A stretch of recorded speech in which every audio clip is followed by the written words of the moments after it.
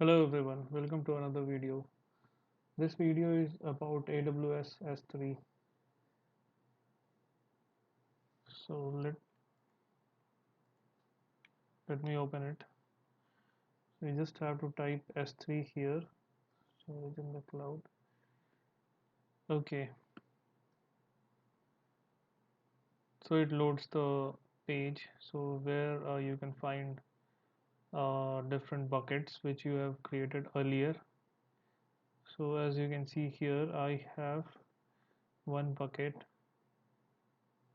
Okay, so a node on the region, and so you can see a red border triangle here. It shows the access is public, so you can make it as private, but in this video we are going to host a static website in this bucket. So for that the access should be public. Okay, so let's go to this bucket.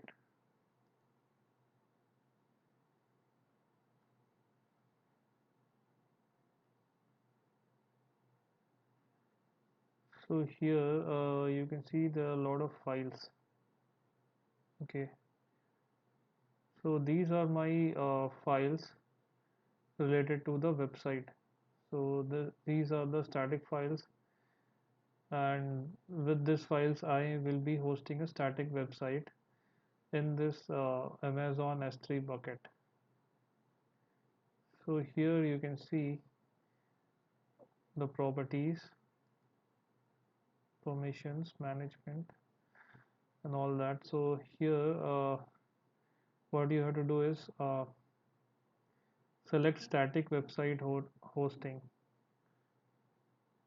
This should be selected, bucket hosting.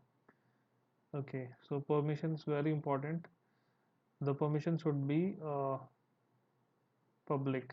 Okay, so when you create a bucket, so by default it is block all public access on. So you have to edit it and make it as off. Okay, access control list, anyone can access. Okay, so read permission, everything should be yes.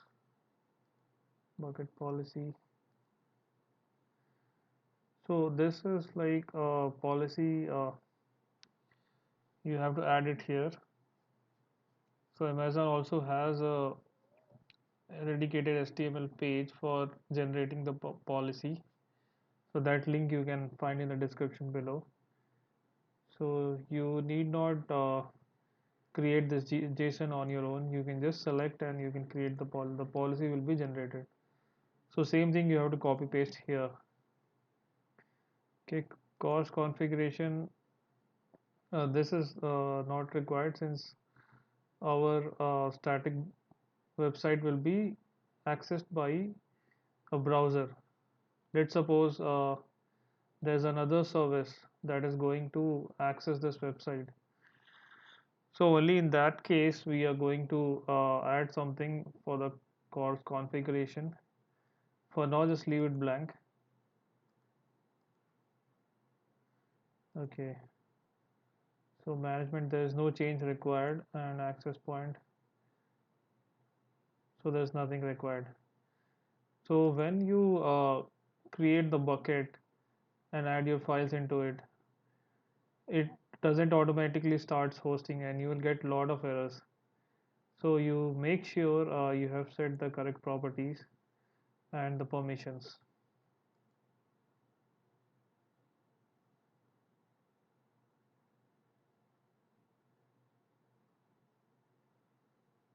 So let's go through that once again.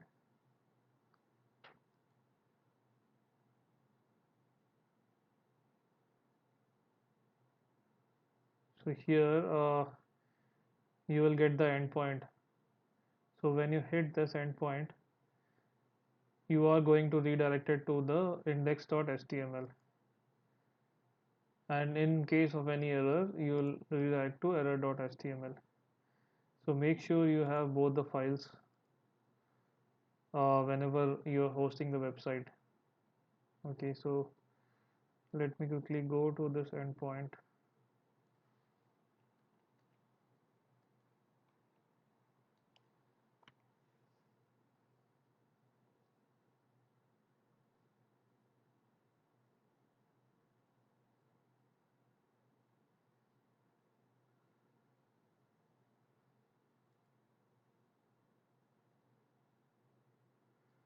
So it is redirecting to the index.html.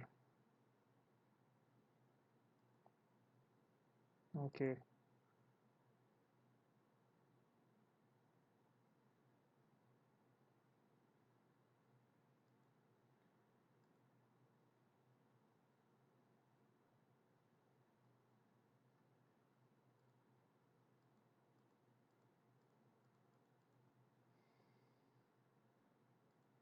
So as you can see, the website is working fine. Okay, so how do you like update the files in this website? So what you can do is you can just go to the overview and you can click upload. Okay, so you can drag and drop all the files here. Okay, if you are having an Angular website, you can copy the contents of the dist folder. Inside the dist you might have some other files also, so just exact files you have to copy it, and make sure you have this index.html here. So because it tries to uh, when you call this URL here, it tries to go to the index.html. So from there you can navigate to a different page or something. So that's all for now. Let me know in the comments below. Thank you.